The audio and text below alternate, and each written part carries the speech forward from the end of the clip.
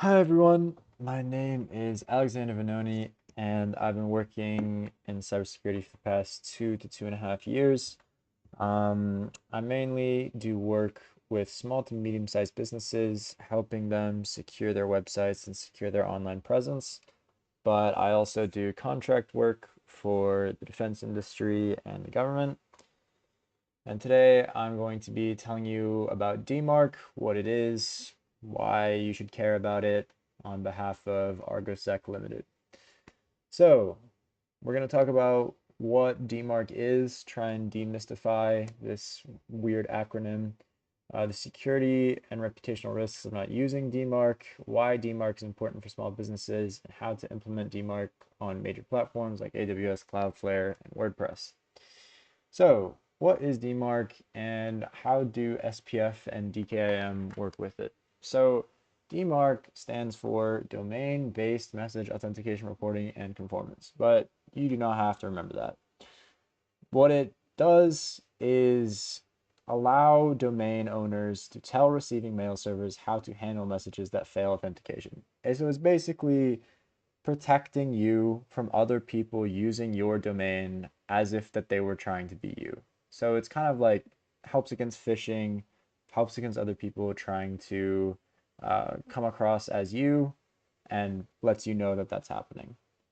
So it works closely with SPF, which stands for Sender Policy Framework, which is a domain name server record list, which mail servers are allowed to send for your domain. So the receivers will check SPF to verify the sender's IP address is authorized. So this helps to prevent like forged from addresses, kind of stopping people from using your domain. It also uses DKIM, which is Domain Keys Identified Mail, which uses cryptographic signatures on outgoing email headers. The recipient server checks the signature via a DKIM DNS public record, which is a public key, to ensure the message hasn't been altered and actually comes from the claimed domain. So DMARC uses SPF and DKIM to make sure that anyone trying to come across as you cannot get away with it. And this is very good for you because let's say that you're trying to make a deal with someone or someone just wants to be you and messages a client of yours out of the blue. It's very easy for them to spoof people or trick people if you do not have DMARC activated. So how does DMARC work? Well, DMARC, yeah, gets these SPF and DKIM together by requiring that the domain and the emails form, so like the from address, matches with the domain verified on SPF and DKIM. Domain owners publish a DMARC policy via a DNS text record, which we will cover later, telling receivers to do nothing or quarantine, mark it as spam. So basically, anytime someone tries to message you and they're not actually you, the email will automatically be flagged and placed into a nothing burger file or like quarantined as spam. And then they report this. So DMARC's reporting feature sends aggregate reports to the domain owner about emails that passed or failed authentication. This gives visibility into who is sending or using your domain and helps set up your email basically. So yeah, that's what DMARC is. What are the risks of not having DMARC? Well, domains without DMARC and proper SPF, DKIM, whatever, are very easy targets for spammers to impersonate. So without DMARC, pretty much anyone can forge emails from, let's say that you're like BurgerKing.com, they can say, I'm Jeff at BurgerKing.com. And Jeff at BurgerKing.com now can come across as someone who is from BurgerKing.com and he has more legitimacy, which increases the efficacy of phishing attacks. Which brings us on to phishing attacks. So lack of DMARC makes it much harder to stop phishing. Fraudsters are often able to spoof trusted domains to steal credentials or money. Around 93% of data breaches involve some kind of phishing or pretext attack of this kind, and many of these scams could be mitigated by DMARC blocking these fake emails. So DMARC is just a very easy thing that you have that can drastically reduce the risk of you being targeted by these people.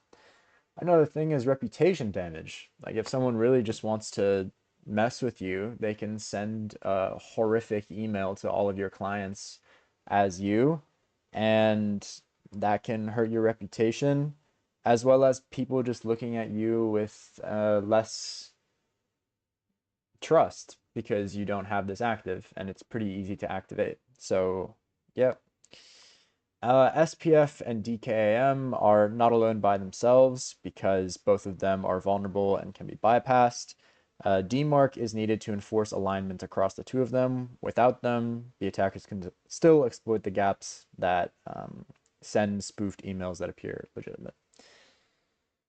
So, why it matters specifically for small businesses? Well, if you're a small business, you probably have like a smaller but more trustworthy customer base.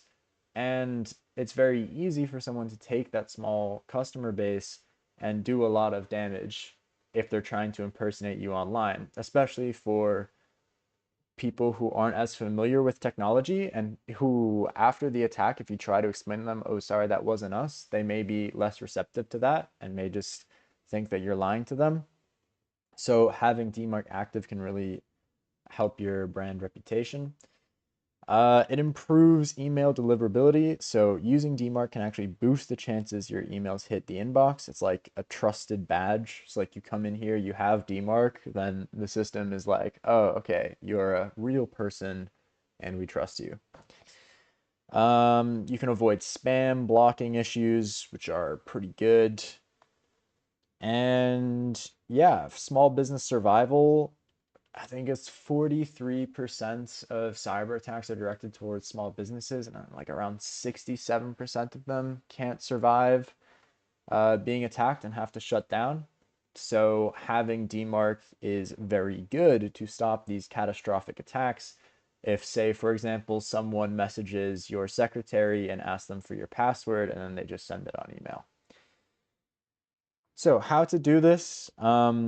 We'll probably have some demo videos coming up later, but basically on most of these AWS, Cloudflare, WordPress, etc., you can create your own DMARC text record to your domain's DNS settings. This usually comes down to dmarc.yourdomain.com, etc., and then you put in something like this, which basically tells them to quarantine it, and then whatever email that you want to be protected. Or this is the reporting feature, so mail to whatever email that you have set up to let you know that you're being targeted. On AWS, if you verify your domain and set up SPF and DKM as they tell you to, you can then add a DMARC record in your DNS. AWS is pretty good because, I mean, except when it goes down. Documentation guides you to create the text record with whatever policy you want. So you can start with like a P equals none and move on to enforcement, quarantine, etc. to comply with DMARC. On Cloudflare is also pretty easy and it's free as well. So you can just add email authentication, and then in your DNS dashboard, you can use their email security DNS wizard to set up SPF, DKM, and DMARC, which is fairly intuitive once you get to it. Once again, we will have demos coming up, but this is just to let you know that you can do it yourself.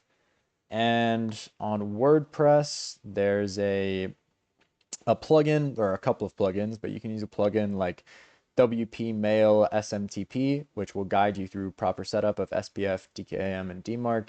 These plugins will also tell you if DMARC is missing, so they're pretty useful in that respect as well. But yeah, DMARC is very easy to set up. It is extremely useful, and most small businesses either are not aware of it or think it's too difficult to implement themselves. But realistically, with just like 10 minutes of online search, you can do this very easily, and it will drastically decrease the chances of you getting attacked.